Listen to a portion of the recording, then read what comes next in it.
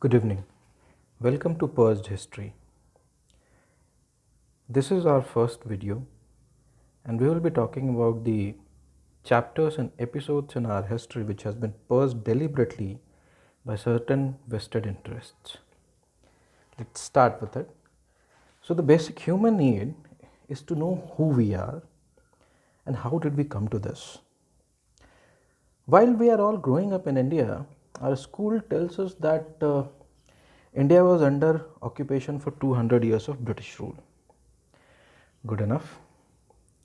You grow up having a linear understanding of our heritage, which is basically Harappa, Arya invasion, Ashoka was great, Gupta period was the golden age, and then you come to the Arabs, the Turks, then Ashoka was great, the Palasi happened, Buxar, and oh no, we are slaves now. The British has come. Now, what has been the outcome of the learning of all this? That Indians in their own country were bystanders and they were onlookers. They were castists, there was sati, bad people, so this happened to them. There was always invasion in this country, people were driven down south, and history has been purged to such an extent that Raja Ram Mohan Roy has been made out to be bigger than Vivekananda and Ramchandra Paramhans. Pardon me, Ramkrishna Paramhans. And the understanding of our own heritage among our kids and even people who are of the age of the working age, our parents' age, if you ask them the difference between Malabar and Travancore, they won't be able to tell you.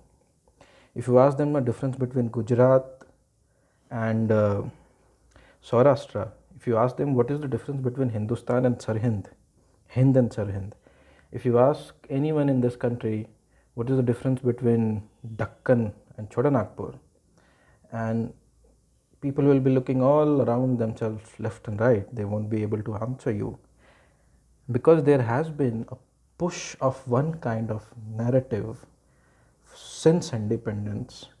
I would say more since independence, less before independence, because the British narrative was less trusted. But when we got independence, our own government thrust upon us a narrative which was very, very biased. I'll quote you now. Let us come to the British rule and the theory of British being invaders and them capturing India and ruling here for 200 years. And that's a very, very linear and very surface based understanding of what happened. So in these videos that will come through, we will go back and understand what happened. So we will start from the British period. We will go back to the Maratha age, to the Mughal age, and to be very clear, when the Marathas were there in this country, Mughals were nowhere. They were just ruling out of Delhi. So we have to understand that. We will also have to understand who the Sikhs were, who the Dogras were, and down south who were the Dakkanis. How did Hyder Ali suddenly come out to be the ruler of Mysore? Who were the Wodiyas? We will have to understand all this. But let me quote you first Stephen P. Cohen. He has written a very fine book, The Indian Army, Its Contribution to Development of a Nation. I'll read out to you the first paragraph. From Company to Raj. The first 100 years of British presence in India saw a desperate twofold struggle.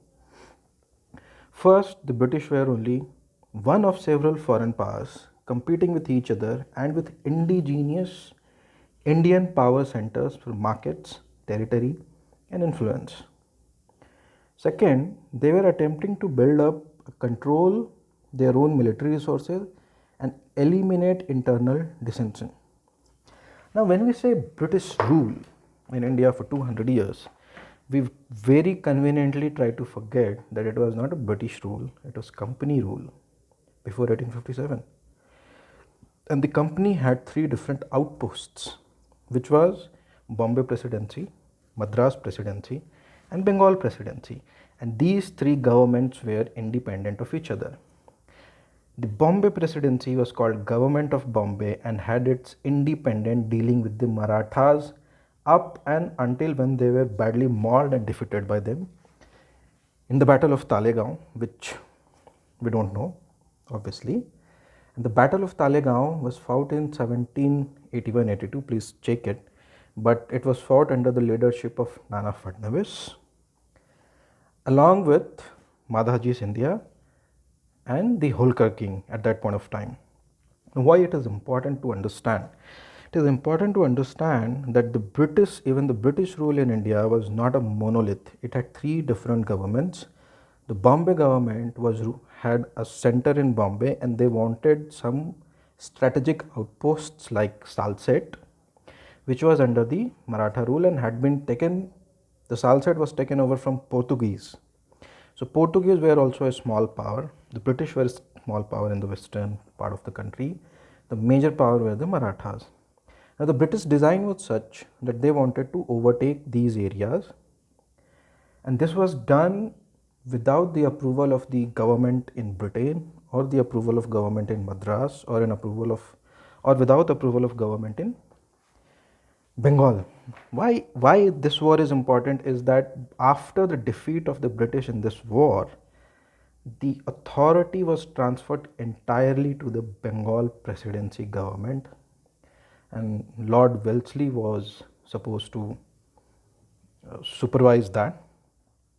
What happened in that war is that Raghunath Rao, Peshwa, who was accused of murder of Narayan Rao, went and joined hand with the British and gave up Salsette to them. The Maratha rulers combined their forces and they foresaw. So Nana Fadnavis foresaw the British to be a major threat because they were running international operations, which Indian powers were not. So he combined the forces, had treaty with the Bhosles of Nagpur and had treaty with Hyder. The Nizam was in, but he was a treacherous snake, so he walked out of it. Despite all of that, the British were badly mauled. So British in 1780 were not a major power of this country. They were struggling to have a foot. They were being defeated. Battle of Plassey had happened. Battle of Buxar had happened.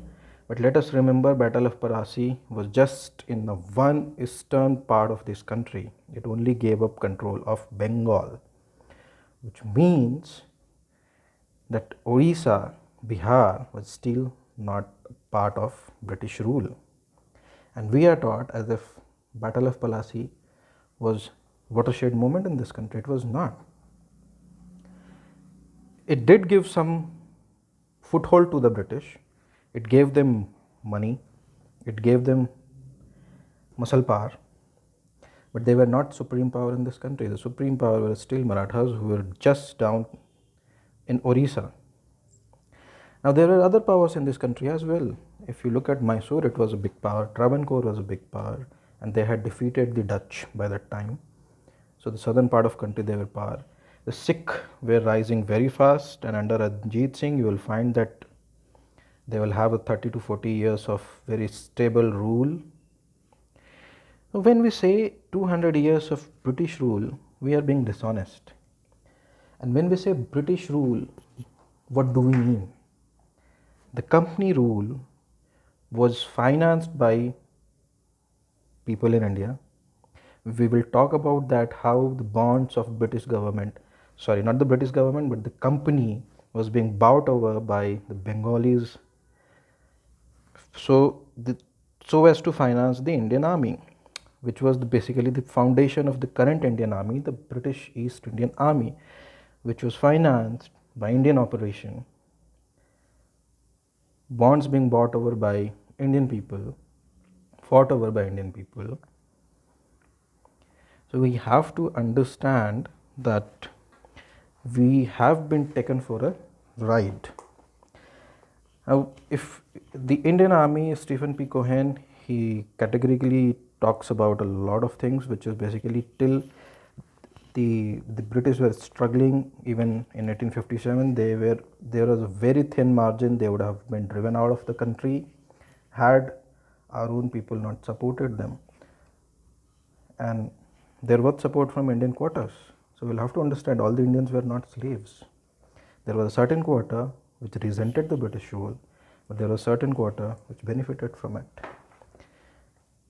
So in other videos, we will talk categorically about, and we will unlayer the history that has been purged from our textbooks, from our discourse, from our study.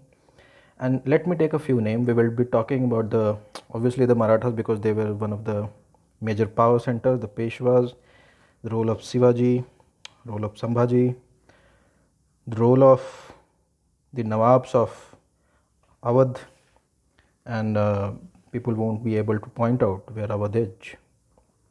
The role of the Sikh, the role of the Dakkini kings, role of Travancore, what was that, role of Mysore, and how did one small power, foreign power, gain foothold in this country, then established a government, and then went on to become the supreme power of the land, which was basically driven out of the country in 1947, but we will talk about it.